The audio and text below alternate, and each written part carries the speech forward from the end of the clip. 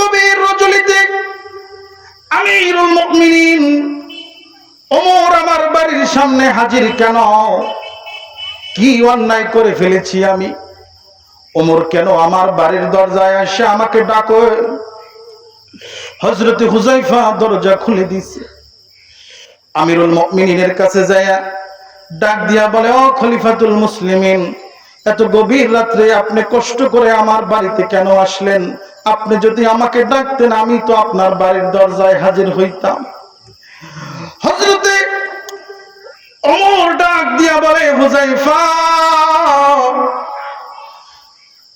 আমি আজকে রাত্রে তোমার দরজায় কেন আসছি তুমি জানো নি? আমি আমার নিজের জরুরতের কারণে আসছি, রাষ্ট্রীয় কোনো কাজের জন্য তোমার দরবারে আসি নাই। হুযায়ফা ডাক দিয়া কয়, খলিফাতুল মুসলিমিন, কি এমন জরুরত আমার কাছে, কেন আসছেন আপনি? হযরত ওমর ডাক দিয়া কয়, হুযায়ফা, আমি জানি রাসূল দুনিয়া থেকে বিদায় নেওয়ার আগে এই মক্কা মদিনার ভিতরে কারা মুনাফিক ছিল, এই মুনাফিকের লিস্টিটা তোমার কাছে আল্লাহর রাসূল আমানত রেখে গেছে। হুযায়ফা রে, আমি ওই লিস্টি দেখবার চাই না, জানবারও চাই না কার কার নাম আছে। হুযায়ফা রে, আমি তো আমির হয়েছি, আমি একটু জানবার চাই তোমার কাছে ওই লিস্টির ভিতরে আমি ওমরের নাম আসেনি? হযরত হুযায়ফা ডাক দিয়ে বলে, খলিফা, আশারাই মুবাশশারা 10 জন সাহাবীর ভিতরে আপনিও একজন। দুনিয়ায় জান্নাতের সার্টিফিকেট পাইছেন। ও আমিরুল মুমিনিন, আপনি কেমন কথা শুনাইলেন? আপনার লাভ কেবলে মুনাফিকের খাতায় থাকে। আমিরুল মুমিনিন, আপনি আমাকে লজ্জা দিবেন না। আপনার এই কথার উত্তর আমি দিতে পারবো না। আমিরুল মুমিনিন হযরত হুযায়ফার হাত দুইটা ধইরা ডাক দিয়া কয়, হুযায়ফা, তুমি যদি আজকে না বলো আমি তোমার বাড়ি থেকে বিদায় হব না। আমার ভয় লাগে, আমি এই দেশ পরিচালনা করতে যাই যদি কারোর সাথে আমি কোনো আচরণ করে থাকি, মুনাফিকি করে থাকি, 2 নাম্বারি বাটপারি চিটারি করে থাকি, যেই আল্লাহ আমাকে জান্নাতের সুসংবাদ দিয়েছে দুনিয়ায়, আমার গুনার কারণে, আমার অন্যায়ের কারণে ওই আল্লাহ জান্নাতের লিস্টি থেকে আমার নামটা আবার কেটেও দিতে পারে। হুযায়ফা রে, তুমি একটু বলো, ভালো কইরা দেখা বলো আমার নামটা মুনাফিকের খাতায় আছে কিনা। হযরত হুযায়ফা ডাক দিয়া কয়, আমিরুল মুমিনিন, আপনি নিশ্চিন্তায় বাড়িতে যাইয়া ঘুমান। আমি হুযায়ফা গ্যারান্টি দিলাম আপনার নাম মুনাফিকের লিস্টিতে না। ভাইরা আমার, একজন খলিফাতুল মুসলিমিন, ইসলামের দ্বিতীয় খলিফা, রাসূলের সবথেকে কাছের একজন সাহাবী খলিফা ওমর, যেই ওমরের ব্যাপারে বলছে, আমার পরে যদি কোনো নবী হওয়ার অপশন থাকতো, আমার পরে যদি কেউ নবী হইতো, নবুয়তি পাইতো, তাহলে সেই যোগ্যতা আমার আল্লাহ আমার ওমরের ভিতরে দিয়েছিল। এমন একজন সাহাবী নিজের আমিত্বকে বিলীন করে দিয়ে দেশের সাধারণ একজন মানুষের কাছে রাতের গভীরে যাইয়া বলে, আমার নামটা মুনাফিকের লিস্টিতে আছে কিনা একটু দেখো। আর আজকে আমরা মুসলমান ইমানদার দাবি করি, আমি বেঈমান না মুসলমান, আমি ইমানদার না মুমিন, আমি বেঈমান না মুমিন, আমার ঈমান কতটুকু ঠিক আছে এইগুলা একবারও মাপ কাটি দেওয়ার জন্য মোটেও চেষ্টা করি না। কথা বলেন ঠিক কিনা? ভাইরা আমার, আল্লাহ বলেন, আল্লাযীনা আমানু, যারা ঈমানদার হবে। ও মুসলমান, ঈমানদার কারা? যারা আল্লাহকে বিশ্বাস করে। আমানতু বিল্লাহ, যারা আল্লাহর উপরে ঈমান আনছে। ও মালাইকাতাহু, যারা ফেরেশতাদের উপরে ঈমান আনছে। ও কুতুবিহি, যারা কিতাবগুলাকে বিশ্বাস করে, আল্লাহ যেই আসমানি কিতাবগুলা নবী রাসূলের উপরে নাজিল করছে ওই কিতাবগুলাকে বিশ্বাস করা, কুতুবিহি ওয়া রাসূলিহি, যত রাসূল দুনিয়াতে আসছে সব রাসূলদেরকে বিশ্বাস করা, রাসূলিহি ওয়াল ইয়াউমিল আখিরি, পরকাল আখিরাতের উপর বিশ্বাস করা, ওয়াল ইয়াউমিল আখিরি ওয়াল কদরি খায়রিহি, নিজের ভাগ্য তকদিরের উপরে বিশ্বাস করা, তকদিরের উপরে বিশ্বাস করা। যদি কেউ না করে তাহলে কিন্তু সে বেঈমান। তকদিরে যা আছে তাই হবে, কথা বলেন ঠিক না? তকদিরের উপরে বিশ্বাস করা, ওয়াল খায়রিহি ওয়া শাররিহি মিনাল্লাহি তাআলা ওয়াল বা'সি বাদাল মাউত, এবং প্রত্যেকের যে মৌত হবে, মৃত্যুবরণ করা লাগবে, এটা আমরা সবাই বিশ্বাস করি, কথা বলেন ঠিক কিনা? এইখানে 7টা কথা বলা হয়েছে, এই 7টার ভিতরে একটা সবাই বিশ্বাস করি, ওয়াল বা'সি বাদাল মাউত, মৌত যে একদিন হবে এটা মুসলমানরাও বিশ্বাস করে, অমুসলিমরাও বিশ্বাস করে, কথা বলেন ঠিক কিনা? কিন্তু বাকি যে 6টা রয়েছে এই 6টার উপরও পরিপূর্ণ বিশ্বাস করা লাগবে কি লাগবে না? ভাইরা আমার, আমরা যেই কালেমা পড়ে ঈমানদার দাবি করি, লা ইলাহা ইল্লাল্লাহু মুহাম্মাদুর রাসূলুল্লাহ, এই কালেমা পারি কি পারি না? এই কালেমার সাক্ষ্য দিয়েছি আমরা, এই কালেমার স্বীকৃতি দিয়েছি আমরা। এই কালেমার হাকিকত হলো 3টা। জোরে বলেন কয়টা? জবান খুলে বলেন কয়টা? 1 নম্বরে ইকরার বিল লিসান, জবান দিয়া উচ্চারণ করা, লা ইলাহা ইল্লাল্লাহু মুহাম্মাদুর রাসূলুল্লাহ। ইকরার বিল লিসান, জবান দিয়া বলা লাগবে। তাসদীক বিল জিনান, অন্তরের অন্তঃস্থল থেকে স্বীকৃতি দিতে হবে, না না না, আল্লাহ ছাড়া আর কোনো মাবুদ নাই, মুহাম্মদ সাল্লাল্লাহু আলাইহি ওয়াসাল্লাম আমার রাসূল। এই স্বীকৃতি দেওয়া লাগবে কি লাগবে না? জবান দিয়াও বলা লাগবে, অন্তর দিয়াও বলা লাগবে। আমল বিল আরকান, কাজে কর্মে বাস্তবায়ন করেও দেখান লাগবে। এই 3টা জিনিসের সমন্বয় কইরা আপনি যদি চলতে পারেন, আপনার মুখে যেমন কথা থাকবে অন্তরেও তেমন থাকবে, কাজেও সেটা বাস্তবায়ন করা লাগবে। তাইলেই আপনি কালেমা অনুসরণ কইরা আপনি একজন কালেমা মগা মুসলমান, আপনি একজন কালেমাওয়ালা মুসলমান। আর আপনার দিলের ভিতরে যদি এই কালেমার হাকিকত না থাকে, কালেমায় যে স্বীকৃতি দিয়েছে সেটা আপনি শুধু মুখে বলেন লা ইলাহা ইল্লাল্লাহ, কিন্তু অন্তরে লা ইলাহা ইল্লাল্লাহ আল্লাহর ভালোবাসা নাই, মুহাম্মদ সাল্লাল্লাহু আলাইহি ওয়াসাল্লামের আদর্শ আপনার ভিতরে নাই, শুধু আপনি মুখে বলে গেলেন, অন্তরে ভালোবাসা নাই, আপনি খাঁটি ঈমানদার হতে পারবেন না। আপনার মুখে আছে, অন্তরেও আছে, কিন্তু সমাজে বাস্তবায়ন করতে পারেন না, আপনিও খাঁটি মুসলমান হতে পারবেন না। আপনারা বলবেন, হুজুর আমার অন্তরেও আছে, মুখেও আছে, কিন্তু সমাজে বাস্তবায়ন করার জন্য যা লাগে সেই সমর্থন আমার নাই।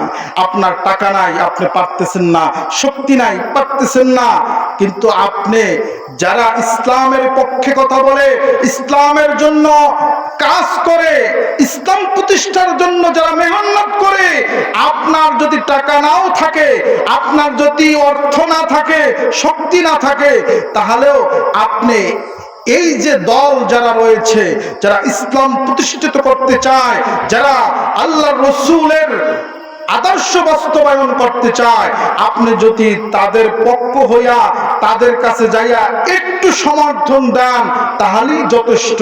আর আপনি যদি মনে করেন যে না আমি এটা করব না, আমার দরকার নাই, আপনি কিন্তু এই কালিমার হাকিকত 3টার মধ্যে আপনি 2টার ভিতরে আছেন। বাস্তবায়ন করার জন্য আপনি একটু ঘাম জড়াইলেন না, একটু রক্ত জড়াইলেন না, আপনি আপ্রাণ চেষ্টা করলেন না, তাহলে কিন্তু আপনি খাঁটি ঈমানদার হতে পারবেন না। কারণ কি জানেন? রাসূল করিম সাল্লাল্লাহু আলাইহি ওয়াসাল্লাম শুধু কালেমার দাওয়াত তার আত্মীয় স্বজনদের ভিতরে দেয় নাই, কালেমার দাওয়াত তিনি পুরা মক্কা নগরীতে অলিতে গলিতে প্রত্যেকটা কাফের বেঈমানের কাছে কালেমার দাওয়াত পৌঁছাইছে। কথা বলেন ঠিক কিনা? এই কালেমার দাওয়াত পৌঁছাইতে যায়া, মানুষদেরকে ঈমানদার বানাইতে যায়া আমার রাসূল শরীর মোবারক থেকে রক্ত জড়াইছে কি জড়ায় নাই? জড়াইছে কি জড়ায় নাই? আমরা রক্ত জড়াই না, ঘামও জড়াইতে চাই না। কয় ওখানে কারা? তাই ওখানে অমুক দল। কয় ওটা আমার পছন্দ না, ওটা যাক। ওখানে কারা? কয় অমুক, ওটাও আমার পছন্দ না। ওখানে কারা? অমুক, ওটাও আমার পছন্দ না। তাহলে তোমার পছন্দ কি? ঘরের ভিতরে বৈশা তসবিহ নিয়ে টানাটানি করা? ঘরের ভিতরে বৈশা তসবিহ নিয়ে, মসজিদের কোণে বৈশা তসবিহ নিয়ে টানাটানি করা? শুধু মসজিদের ভিতরে বৈশা তসবিহ নিয়ে টানাটানি করলেই তুমি খাঁটি ঈমানদার হতে পারবা না। রাসূল চাইলে মসজিদের ভিতরে বৈশা শুধু সাহাবীদেরকে তালিম তরবিয়ত দিতে পারতো। রাসূল নিজে 27টা যুদ্ধে সেনাপতি হইয়া নিজে কাফেরদের সাথে মোকাবেলা করছে, নিজের দান মোবারক শহীদ করেছে, লোহার হেলমেট মাথায় ঢুকিয়েছে, রক্ত জড়িয়েছে। রাসূল তো জানতেন, রাসূল তো বুঝতেন, রাসূল তো পারতেন মসজিদের ভিতরে বসেই শুধু তালিম তরবিয়ত দিয়া ইসলাম কায়েম করতে, কিন্তু রাসূল কি সেটা করেছে বলে? ও মুসলমান, এই কথাগুলো আপনাদের সামনে কেন বলতেছি? আজকে আমরা মুসলমান হয়েছি, ঈমানদার দাবি করি, আমরা মুসলমান দাবি করি। এই যে মুসলমান, এই যে ঈমানদার, এই ঈমান চাঙ্গা রাখার জন্য, ঈমান প্রতিষ্ঠিত করার জন্য আমাদের পূর্ববর্তী আকাবের দিনরা, হযরতে উলামায়ে কেরামরা, পীর মাশায়েখগণরা, সাহাবীরা, কত বুজুর্গান দিনরা, ওলিয়ে কামেলরা এই দিনকে আপনাদের সামনে উপস্থাপন করার জন্য, এই বরগুনা জেলার ভিতরে দিন আনার জন্য, পাবনা থানার ভিতরে দিন প্রতিষ্ঠিত করার জন্য আমাদের পূর্ববর্তী মুরব্বীরা, আকাবের দিনরা, পীর সাহেবরা, আল্লাহর ওলিরা, উলামায়ে কেরামরা কত রক্ত জড়িয়েছে, কত ঘাম জড়িয়েছে, কত না খেয়ে অত্যাচার, জুলুম, নির্যাতন শিকার হয়েছে। আপনি কি একবারও জানেন? আপনার কাছে আজকে যেই কালেমার দাওয়াত, যেই কোরআনের ধ্বনি আসতেছে, এইগুলা প্রতিষ্ঠিত করার জন্য, এইগুলা এই সমাজে বাস্তবায়ন করার জন্য আপনি যেই কোরআন পড়তে পারেন, সূরা ফাতিহা পড়তে পারেন, এই কোরআন আপনার কাছে কেমনে আসছে? আপনি কি মনে করেন এই কোরআন এমনি এমনি আসছে? না মুসলমান, এই কোরআন আসছে হাজারো শহীদদের রক্তের বিনিময়। এই কোরআন আমরা পেয়েছি, এই কোরআন শিখতে পেরেছি। যেই কালেমা পড়ে মুসলমান হয়েছি, জন্মগতভাবে বাবা মা মুসলমান, এই যে মুসলমান আমরা কালেমা পেয়েছি, এই যে কালেমার আদর্শ পেয়েছি, কোরআন পেয়েছি, রাসূলের সুন্নাহ পেয়েছি, এগুলা হাজারো ঈমানদারের কষ্টের বিনিময় আমরা পেয়েছি। ও মুসলমান, আপনি যখন পেয়েছেন, এখন আপনার দায়িত্ব কি? আপনার দায়িত্ব হলো আপনার পূর্ববর্তী আকাবারে দিন যারা রয়েছে তাদের মতো না, আপনাকেও এই দিন প্রতিষ্ঠিত করার জন্য আপনাকেও আপ্রায়ণ চেষ্টা করা লাগবে। কথা বলেন ঠিক কিনা? ও মুসলমান, ও পর্দার অন্তরালের মায়েরা, আপনারা যারা আমার এই কথাগুলো শুনতেছেন, আপনারাও যদি ঈমানদার হন, আপনারাও যদি আল্লাহকে ভয় করেন, অবশ্যই আপনিও আল্লাহর খাস বান্দি হতে পারবেন, আপনিও সালেহিন মুত্তাকিন বান্দি হতে পারবেন, আপনিও আল্লাহর খাঁটি গোলাম হতে পারবেন। ও মুসলমান, আমি আপনাদেরকে একটা ইতিহাস শোনাই। ইসলামের জন্য সর্বপ্রথম যেই মহিলা ইসলামের জন্য এই কালেমা পড়ছে, কালেমা পড়ার অপরাধের কারণে সর্বপ্রথম যেই মহিলা শাহাদাত বরণ করেছে, সেই মহিলার ইতিহাস শোনাই। আমার পর্দার অন্তরালের মায়েরাও শুনতেছে। ও মা বোনেরা, আমি আপনাদেরকে বলে যাই, ও মা, আপনি যদি ঈমানদার হন, আপনি যদি আল্লাহর খাঁটি বান্দি হতে পারেন, কিয়ামতের ময়দানে আল্লাহ রাব্বুল আলামিন আপনাকে এই 10 দুনিয়ার সমান একটা জান্নাত আপনাকে দিয়া দিবে। বলেন সুবহানাল্লাহ। আমার ভাইরা, ইসলামে তো সুন্দর একটা ধর্ম। ইসলাম এত কষ্ট করে, ইসলাম এত মানুষের শাহাদাতের মাধ্যমে আপনার আমার কাছে আসছে, এই ইসলামের দাওয়াত পেয়েছি বিদায় আজকে আমরা ইমানদার। আর আল্লাহ বলেন আল্লাযীনা আমানু, তোমরা যারা ইমানদার হবা তারা আমার বন্ধু হবা। ও মা বোনেরা, আপনারাও যদি ইমানদার হন, আপনারাও হযরত সুমাইয়ার মতন ইমানদার হন, আপনারাও যদি হযরতে আসিয়ার মতো ইমানদার হতে পারেন, আল্লাহ রাব্বুল আলামিন দুনিয়ায় জান্নাতের সুসংবাদ দিয়া দেবে। বলেন সুবহানাল্লাহ। আমার ভাইরা, হযরত সুমাইয়া রাদিয়াল্লাহু তাআলা আনহা রাসূলের দরবারে গেলেন, রাসূলের সুন্দর ব্যবহার দেখে কালেমা গ্রহণ করলেন, মুসলমান হয়ে গেলেন। হযরত সুমাইয়া গোপনে মুসলমান হইছে, কেউ জানে না। হযরত সুমাইয়া মুসলমান হয়ে যাওয়ার পরে আস্তে আস্তে যখন মহিলাদের ভিতরে যাইয়া দ্বীনের কথা শোনায়, রাসূলের বাণীগুলা যখন শোনায়, কালেমার দাওয়াত দেয়, এই কথাটা আস্তে আস্তে প্রকাশ পাইয়া মক্কার বড় কাফের আবু জাহেলের সামনে যাইয়া এই মানুষ বলা বলি করতেছে, আবু জাহেল, এতদিন তো পুরুষরাই ধর্ম ত্যাগ করছে, আজকে নতুন খবর শুনছো নাকি এই মক্কার সুমাইয়া সেও ধর্ম ত্যাগ কইরা মুহাম্মাদের ধর্ম গ্রহণ করছে। আবু জাহেল কথাটা শুই না মেজাজটা খারাপ হয়ে গেছে, কি কয়, এতদিন পুরুষদেরকে ট্যাকেল দিছি, এখন মুহাম্মাদের পাল্লায় কইরা এখন আমার এলাকার আমার গোত্রের মহিলারাও এখন ধর্ম ত্যাগ করে। এই সুমাইয়া কত বড় সাহস কোথায় থেকে পাইলো? আবু জাহেল মাথা গরম করে সুমাইয়ার বাড়িতে কাফেরদেরকে নিয়া সুমাইয়ার দরজার সামনে ডাক দিয়া বলে, সুমাইয়া, আমি আবু জাহেল, দরজা খোলো। সুমাইয়া, সুমাইয়া ভিতরে আল্লাহর নামের ওজিফা পড়তেছে, কালেমা পড়তেছে, জিকির করতেছে। যদি সুমাইয়া দরজা খোলে না, হঠাৎ করে আবু জাহেল দরজায় আঘাত করার পরে দরজা খুলে গেল।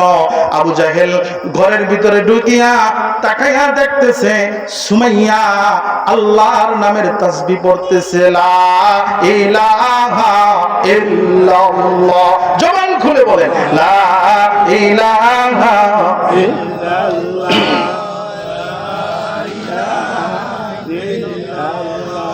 হযরত সুমাইয়া আবু জাহেলের দিকে তাকাই বলে, আবু জাহেল, আমার বাড়িতে কেন ঢুকলা, আমার দরজা কেন ভাঙলা? আবু জাহেল ডাক দিয়া বলে, সুমাইয়া, তুমি নাকি মুহাম্মাদের ধর্ম গ্রহণ করছো। হযরত সুমাইয়া ডাক দিয়া বলে, আবু জাহেল, আমি কালেমার মালা গ্রহণ করেছি। সুমাইয়া ডাক দিয়া বলে, আবু জাহেল, তুমি কেন আসছো? আবু জাহেল ডাক দিয়া বলে, সুমাইয়া, তুমি এই কালেমা বাদ দাও, কালেমা ছেড়ে দাও। যদি তুমি কালেমা ছেড়ে না দাও, আমি তোমাকে কিন্তু ইজ্জত নষ্ট করব, তোমার ইজ্জত নষ্ট করে দিব, তোমাকে হত্যা করব, তোমাকে দুনিয়া থেকে বিদায় করে দিব। হযরত সুমাইয়া মহিলা মানুষ। ও মা বোনেরা, আপনারাও শুনেন, আপনাদের মতন মহিলা ছিলেন। হযরত সুমাইয়া কেমন ইমানদার ছিল। হযরত সুমাইয়া ডাক দিয়া বলে, আবু জাহেল, তুমি আমাকে কালেমা পড়ার অপরাধের কারণে তুমি যদি আমাকে হত্যা করে ফেলো, আমাকে যদি আঘাতের পর আঘাত করো, আমাকে যদি দুনিয়া থেকে বিদায় করে দাও, আবু জাহেল শোনো গো, আমি কালেমার মালা ছেড়তে পারবো না। আমি রাসূলের দরবার থেকে যেই কালেমার মেডিসিন খেয়ে আসছি, আবু জাহেল শোনো, এই কালেমার মেডিসিন আমার প্রত্যেকটা অঙ্গ প্রত্যঙ্গের ভিতরে মিশে গেছে। আবু জাহেল, আমি এই কালেমাকে ছেড়ে দিতে পারবো না, আমার জীবন দিয়া দিব গো, আমি আমার রাসূলের কালেমা ছাড়তে পারবো না। আবু জাহেল কথাগুলো শোনার পরে আবু জাহেল মাথার চুলের মুষ্টিটা ধরিয়া হযরত সুমাইয়াকে ঘরের বাহিরে নিয়ে আসলেন। মক্কার কাফেরদেরকে দাওয়াত দিলেন, মক্কার কাফেররা, আসো খোলা ময়দানে, আজকে দেখবা মহিলারা কালেমা গ্রহণ করার কারণে আমি আবু জাহেল তাদেরকে কি শাস্তি দিয়ে। হযরত সুমাইয়াকে চুলের মুঠা ধরিয়া খোলা ময়দানের ভিতরে নিয়ে গেছে। হাজার হাজার মক্কার কাফের বেঈমানের একত্রিত হয়ে গেছে। হযরত সুমাইয়াকে সবার সামনে দাঁড় করাইয়া আবু জাহেল হযরত সুমাইয়ার কাপড় ধরে ধরে টানতেছে, আর হযরত সুমাইয়াকে ডাক দিয়ে বলে, সুমাইয়া, এখনো সময় আছে, কালেমা ছেড়ে দাও, মুহাম্মাদের ধর্ম ত্যাগ করো। নাইলে কিন্তু মক্কার কাফেরদের সামনে তোমার ইজ্জতকে নষ্ট করব, তোমাকে হত্যা করব। হযরত সুমাইয়া আবু জাহেলকে ডাক দিয়ে বলে, আবু জাহেল রে, তুমি যদি আমাকে হত্যা করো, আমাকে বেইজ্জতি করো, শোনো গো, আমি যেই কালেমা গ্রহণ করেছি এই কালেমা আমি ছাড়তে পারবো না। আবু জাহেল হযরত সুমাইয়ার কাপড় ধরে ধরে টানে আর বলে, এত সহজে সুমাইয়ার লাইনে আসবে না। আস্তে আস্তে করিয়া হযরত সুমাইয়ার কাপড়গুলো শরীর থেকে টানতেছে, আর হযরত সুমাইয়া লজ্জা নিবারণ করার জন্য দুই হাত দিয়া শরীরটাকে জড়াইয়া নিতেছে। না না, আবু জাহেলের সাথে পারতেছে না। আবু জাহেলের সাথে সঙ্গীরা হযরত সুমাইয়ার কাপড় ধরে ধরে টানতে টানতে হযরত সুমাইয়ার পরনের শাড়িটা খুলে ফেলল। হযরত সুমাইয়া আল্লাহকে ডাক দিয়া বলে, আল্লাহ, তাকায়া দেখো, তোমার নামের কালেমা জবানে উচ্চারণ করার অপরাধের কারণে হাজার হাজার পুরুষদের সামনে আবু জাহেল আমার ইজ্জতকে নষ্ট করতেছে। আল্লাহ, আমার ইজ্জত আমি দিয়া দেব, আমার জীবন দিয়া দিব। আল্লাহ গো, আমি তোমার কালেমা ছাড়ব না। আবু জাহেল যখন এই কথাগুলো শুনে আবু জাহেল আরো রাগান্বিত হইয়া যায়। এবার আবু জাহেল ডাক দিয়া বলে, এই আমার বন্ধুরা কোথায়, সাথীরা কোথায়, আমার ধারালো বল্লমটা আমার হাতের ভিতরে দাও। এত সহজে সুমাইয়া লাইনে আসবে না, আমি তো ওর ইজ্জত নষ্ট করবই। আজকে আমি ওরে এমন আঘাত করব, তামাম মক্কার মহিলারা এই বিচার দেখে যেন বুঝে কালেমা গ্রহণ করার কি মজা। এই কথা বলিয়া আবু জাহেল যখন বল্লমটাকে হাতের ভিতরে নিয়া হযরত সুমাইয়ার কাছাকাছি গেল, এবার আবু জাহেল ডাক দিয়া বলে, এই সুমাইয়া, এখনো সময় আছে, আর কিছু সময় আমি তোমাকে দিলাম, এখনো সময় আছে, নাইলে এই বল্লম দিয়ে আমি তোমাকে দুনিয়া থেকে বিদায় করে দিব। সুমাইয়া বলে, এই তরবারের আঘাত দেখাইলেও আমি, এই তরবারি দেখাইলেও, ভয় দেখাইলেও আমি ঈমান ছাড়বো না। হযরত সুমাইয়ার এই কথা শোনার পরে আবু জাহেল বড় একটা গাছের সঙ্গে হযরত সুমাইয়াকে লটকায়া বাঁধলো। দুইটা হাত টান টান করে বাঁধলো, দুইটা পাও টান টান করে বাঁধলো। এবারে আবু জাহেল হযরত সুমাইয়ার শরীরের ভিতরে আর যেই পোশাকগুলো ছিল সব খুলে ফেলতেছে। হযরত সুমাইয়া চোখের পানি ছেড়ে দিয়া বলে, মালিক, তাকায়া দেখো গো, আজকে আমার কি করুণ অবস্থা। আল্লাহ, আল্লাহ গো, তাকায়া দেখো, আজকে আমাকে কি নির্যাতন করে। আল্লাহ, তারপরেও কিন্তু আমি ঈমান ছাড়বো না। ও মা বোনেরা, দেখো তোমরা ভালো করে শোনো মা, দেখো তোমাদের মতো মহিলা ছিল হযরত সুমাইয়া, ইসলামের জন্য সর্বপ্রথম শাহাদাত বরণ করেছিলেন এই মহিষী নারী। ও মা, আজকে তোমরা ঈমানদার দাবি করো, মুসলমান দাবি করো, তোমরা এই কালেমার হাকিকত জানো না, তোমরা ঈমানদারের মৌলিক কি কি গুণ রয়েছে তা তোমরা জানো না মা। আজকে মুসলমানের ঘরে জন্মগ্রহণ করছো মা, তারপরও মুসলমানের আদর্শ অনুযায়ী চলো না রে মা। মনে রাখিয়া দিও, কিয়ামতের ময়দানে আমার আল্লাহর সামনে দাঁড়াইয়া কিন্তু নিজ জিন্দেগীর সব গুনার হিসাব দেওয়া লাগবে। হিসাব দেওয়া লাগবে কি লাগবে না? হযরত সুমাইয়া ডাক দিয়ে বলে, আবু জাহেল, যতই আমারে বল্লম দিয়া ভয় দেখাও, যতই ইজ্জতের ভয় দেখাও, আমার জীবনটা আমি দিয়া দিব। যেই কালেমার স্বাদ আমি পেয়েছি ওই কালেমা আমি ছাড়তে রাজি না। এবার হযরত সুমাইয়া যখন এই কথা বলে দিল, তখন আবু জাহেল হযরত সুমাইয়ার এমন একটা জায়গায় আঘাত করলো, হযরত সুমাইয়ার তলপেটের নিচে, হযরত সুমাইয়ার তলপেটের নিচে স্পর্শকত জায়গায় বল্লম দিয়া এত জোরে আঘাত করলো, হযরত সুমাইয়া বল্লমের আঘাত খাইয়া আল্লাহকে ডাকে, আল্লাহ, আল্লাহ, তাকায়া দেখো আবু জাহেল আর আমাকে বাঁচতে দিবে না আল্লাহ, আমি তো মরেই যাব আল্লাহ। তুমি তো বলেছো যারা ঈমানদার হবে, ইন্নাল্লাযীনা আমানু, যারা ঈমানদার হবে, ও আমিলুস সালিহাত, যারা আমলে সালেহ করবে, ভালো কাজ করবে, কানাত লাহুম জান্নাতুল ফিরদাউসি নুজুলা, আল্লাহ তুমি নাকি তাদেরকে এই আমলের বিনিময় ভালো কাজের বিনিময় তুমি নাকি খুশি হইয়া তাদেরকে জান্নাত দিবা, জান্নাতুল ফিরদাউস দিবা।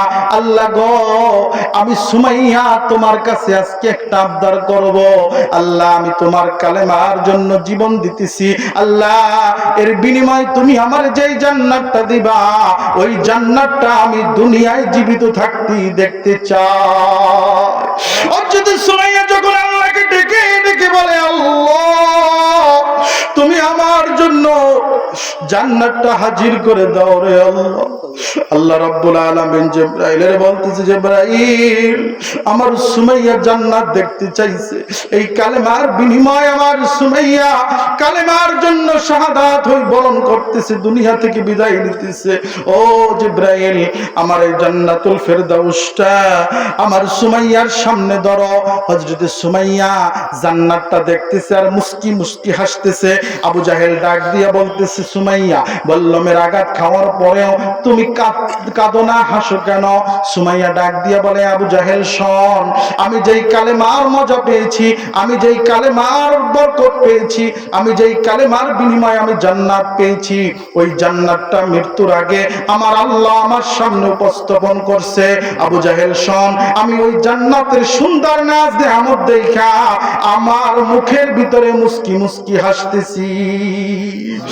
আল্লাহর বান্দারা, এই জন্য ঈমানদার হও। হাজারো বিপদ আসবে, হাজারো বাধা আসবে, হাজারো অন্যায় আসবে, হাজারো দুর্যোগ আসবে, হাজারো কষ্ট আসবে, তারপরও ঈমান ছেড়ে দেওয়া যাবে না। কথা বলেন ঠিক কিনা?